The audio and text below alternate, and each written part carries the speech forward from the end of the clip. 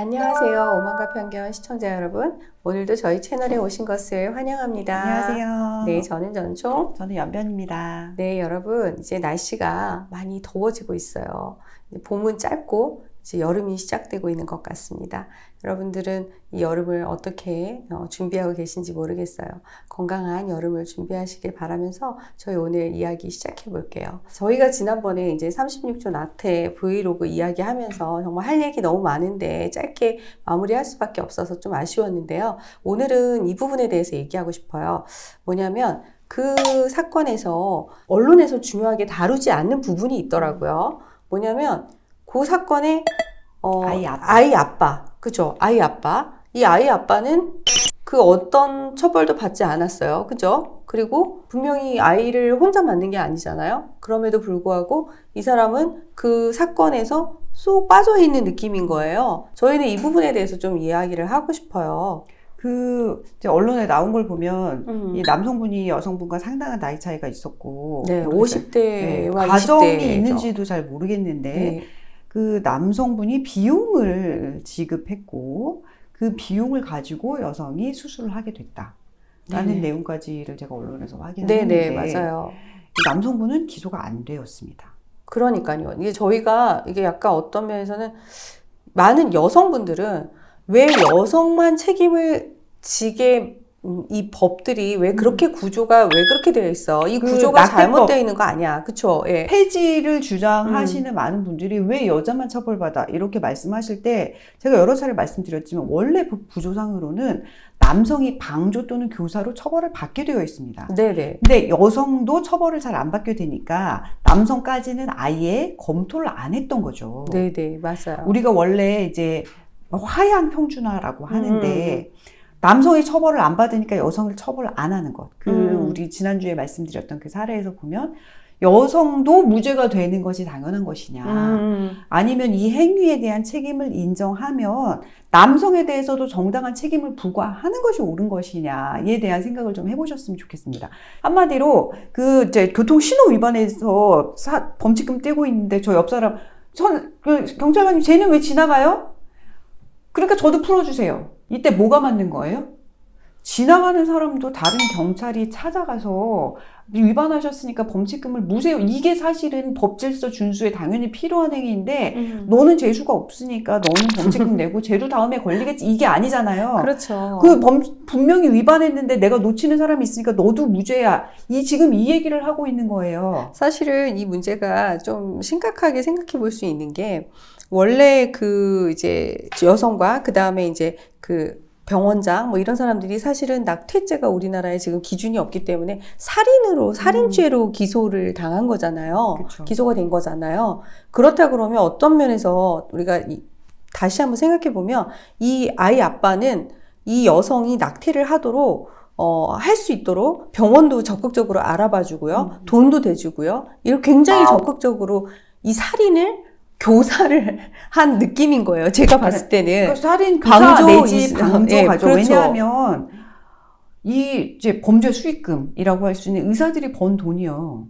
네. 남자가 낸 거잖아요. 그렇죠. 예. 이거를 잘 보셔야 되는데 왜 자꾸 이런 구조가 되니까 왜 여자만 처벌받냐가 되는 거예요. 이게 결국은 낙태에 있어서 남성 책임법의 문제로 넘어가는데 맞아요. 여성이 처벌을 안 받으면 안 되고 남성도 처벌해야 된다. 이게 누구를 처벌하고 안 하고의 문제가 아닙니다. 저희가 말씀드리지만 실제로 낙태 행위를 한 번 했다고 해서 실형을 받은 여성분들은 별로 없어요. 거의 없죠. 책임을 아느냐 모르느냐. 앞으로 이런 일이 생기지 않도록 할 것인가, 계속해도 무방하다고 생각할 것인가, 이 지점을 봐야 되는 겁니다. 그러면 그 젊은 여자들 다 처벌해야 직성이 풀리겠어요, 변호사님? 아니에요. 그 분들이 정말 무고하게, 너무 억울하게 차별적으로 실형을 받는다 그러면 제가 달려가서 무료 변론이라도 해드릴 수 있어요. 네네. 다만 책임을 알고 다시는 하지 않도록 하는 사회를 만들자는 게 저희가 이렇게 목이 터져라 외치는 거고, 그리고 그러기 맞아요. 위해서는 남성도 책임을 알도록 해야 된다는 거예요. 그렇죠. 남성이 하기도 할 줄 알면서 조심하지 않았던 것부터 시작해서 아이가 살아서 출생해서 그 아이를 죽이는 가능성이 있다는 걸 알면서도 깊이 고민하지 않고 돈을 주고 낙태를 종용했던 것에 대해서 법적 책임감을 느끼도록 해줘야 된다는 거예요. 그렇죠. 그렇죠. 왜 남성은 낙태에 대해서 36주 정도 되면 낙태하면 실제 태어난 다음에 죽을 수도 있다는 것에 대해서 왜 모르는 게 당연한가요? 모르면 안 되죠. 네. 모르면 이 안 남성이 되는 50대가 거예요. 넘었는데 이 10대 청소년이라서 신체 구조에 대해서 모르는 것도 아닌데 미필적 고의라는 것이 있지 않습니까? 그렇죠. 어떻게 이 남성에 대해서는 기소를 당연히 안 하고 여성에 대해서만 처벌하겠느냐고요. 오히려 많은 집에서 남성이 낙태를 종용하는데 여성이 이것을 거부하고 아이를 출산하게 되면 남성은 어떤 책임을 지나요? 양육비 지급 책임을 져요. 맞아요. 네. 근데 강력하게 해서 여성을 낙태를 시키잖아요? 남성은 처벌을 안 받습니다. 안 받습니다. 그러니까 이게 얼마나 모순이냐고요. 이게 굉장히 모순이잖아요. 그러다 어떤 걸 선택하겠어요, 남성이? 낳고 양육비를 주겠어요? 아니면 못 낳게 하겠어요? 그러면 여성은 오히려 선택권과 자유를 상실하게 되는 거죠. 그렇죠. 네. 여성이 이 아이를 낳고 싶고 이 아이의 생명을 지키고 싶어도 남성에 의한 그 종용을 거부하기가 어렵게 되는 그런 상황들이 비일비재하게 발생을 하는 거죠. 이런 모순을 우리가 조망할 줄 알아야 되는데 우리는 보는데 그 정치인들이 못 보는 거예요. 그러면 이걸 우리가 지적해 줘야 되는데 너무 깊이 가니까 알고 싶지 않아. 진짜 먹고 살긴 또 힘든데 뭐 그런 것까지 아니라니까요. 왜 해외에서 이제 단신 뉴스 같은 데 보면 유모차 끌고 가는 아이를 공격하거나 할머니랑 손잡고 가고 있는 아이를 공격하는 네. 뉴스가 있잖아요. 그 다른 사람, 나랑 같은 사회를 구성하는 그 사람이 우리 사회의 구성원인 아기에 대해서 소중하게 느끼지 않게 되는 이 문제를 심각하게 생각해야 됩니다. 네, 맞습니다. 사회 전반의 생명인식에 대한 하향평준화가 이미 이루어지고 있어요, 여러분. 이미 심각하게 이루어졌죠. 지금 현재 낙태와 관련된 법안들이 공백 상태이고 어떻게 보면 이거를 다시 회복시킬 수 있는 좋은 기회예요. 저는 그렇게 봐요. 그래서 그것 때문에 여태까지 이런 목소리를 냈던 거고요. 지금까지 그래서 법이 공백이 있었던 것이고 네. 법의 공백을 그냥 막아서 되는 게 아니고 예를 들어 어디 무슨 시설에 문제가 있어도 이것을 아예 대대적으로 개보수할 것인지 그냥 여기만 틀어막을 것인지 이런 결정을 하잖아요. 지금 그렇죠. 우리 사회가 그 생명과 관련한 인식에 그 지점에 있는 거예요. 그렇죠. 그래서 개보수를 해서 더 좋게 만들 것인지 아니면 다시는 이런 일이 없도록 할 것인지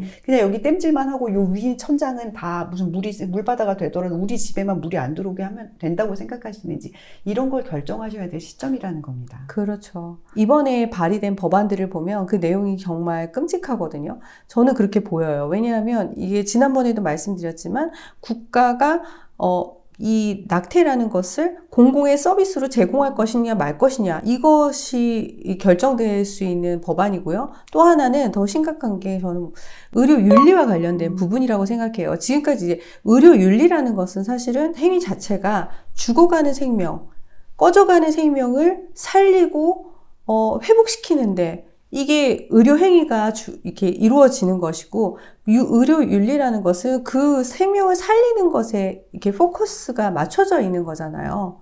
그리고 저는 또 한 가지 이제 속지 마셔야 될 부분이 약물 낙태예요. 네. 약물을 누가 주느냐, 누가 책임지느냐, 사용자가 다 책임지는 구조라니까요. 그러니까요. 그 약물 낙태가요. 저희도 여러 차례 그 보고서도 보고 이렇게 조사를 해봤지만 사실 여성들한테 굉장히 치명적이에요. 이게 그러니까 우리는 자꾸 그 생각을 하는 것 같아요. 이게 세계에 100여 개 국가에서 다 허용이 되고 있어. 그런데 대한민국만 안 되고 있어. 그러니까 자꾸 낙태가 필요한 사람들이 병원에 가기 힘든 낙태를 원하는 사람들이 불법적인 약물, 성분이 뭔지도 모르고 안전성도 입증이 됐는지 안 됐는지 확인할 수 없는 그런 약물들을 먹고 부작용을 겪게 돼라고 생각하는데요. 저는 이거 딱 이렇게 말씀드리면 네. 될 것 같아요. 해외에서 마리화나가 그냥 합법으로 유통돼. 맞아요. 그러니까 우리나라도 해야 돼. 안 그러니까 무슨 더 심각한, 저는 이름도 모르지만 막 그런 뭐 여러 가지 심각한 화학 약물들을 하잖아. 그렇죠. 라고 주장하잖아요. 그래서 가장 경한 본드를 합법화하자. 이거라고 생각해요. 그러니까요. 마치 그런 거 비슷한 낙태가 거예요. 전반적으로 다 이루어지고 있고 약물 낙태를 막 더 심한 걸로도 하고 있으니까 제일 경하게 쉽게 할 수 있도록 뭐 제한해가지고 아니 이거라고 생각한다니까요. 우리가 당연히 받아들여야 되는 게 아니고 우리가 결정해야 되고요. 낙태에 대한 부작용도 있어요, 여러분.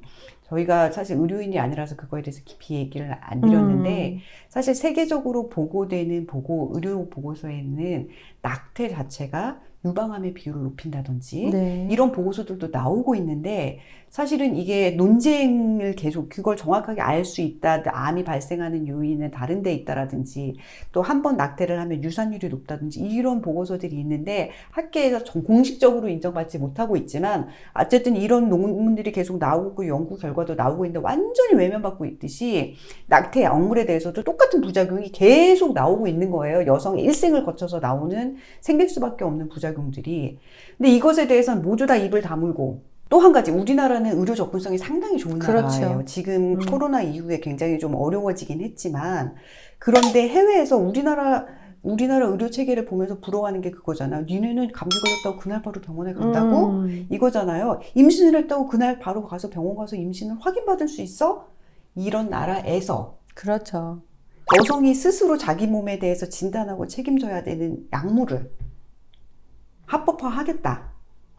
정말 심각하게 생각해 보아야 되는 문제인 것 같아요. 이 지금 네. 낙태와 관련된 이제 총장님이 얘기하신 여러 가지 의료 윤리 문제, 건강보험 적용 문제, 약물 낙태를 적용했을 때 그 약물을 건강보험으로 이렇게 무상으로 지급하자는 뭐 네네 그런 얘기들이 정책 있죠. 네, 제안들도 무료로 있었잖아요. 이 여러 가지 문제점들에 대해서 자, 여러분 결정하시는 겁니다. 그러니까 그거를 손에 쥐었을 때 특히 10대 청소년들이 그걸 손에 쥐고 그 약물을 오남용하게 되는 결과 이런 것들에 대해서 후유증에 대해서 우리 사회가 지금 그걸 미리 내다보지 않거든요. 근데 이 낙태의 약물이 끼치는 해악은 사실은 의료계에 많이 보고가 되고 있어요.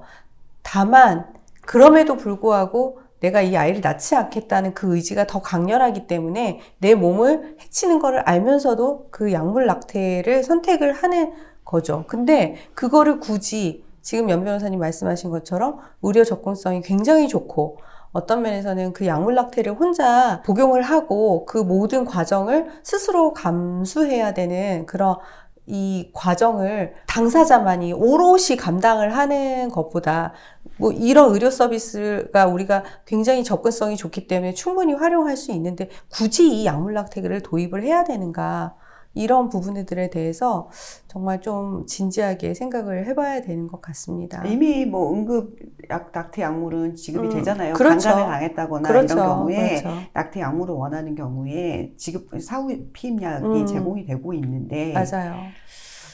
예, 그걸 넘어서는 약물의 필요성, 약물의 대중화의 필요성에 대해서는 한 번 더 고민도 필요하고 여러 지점들이 있다는 거예요. 저희가 말씀드리는 거는. 그리고 그 여러 지점마다 여러분들은 선택을 하는 겁니다. 불가피한 임신에 대해서 자꾸 얘기를 하시는데 그런 것들은 예외적으로 우리가 이미 다 법적으로 다 보완장치가 있어요. 그런 걸 얘기하는 게 아니거든요. 아주 일반적인 경우에 해당하는 적용될 수 있는 이야기인 거예요. 그래서 그런 부분들에 대해서 한번 좀 진지하게 좀 생각해 보시면 좋을 것 같습니다.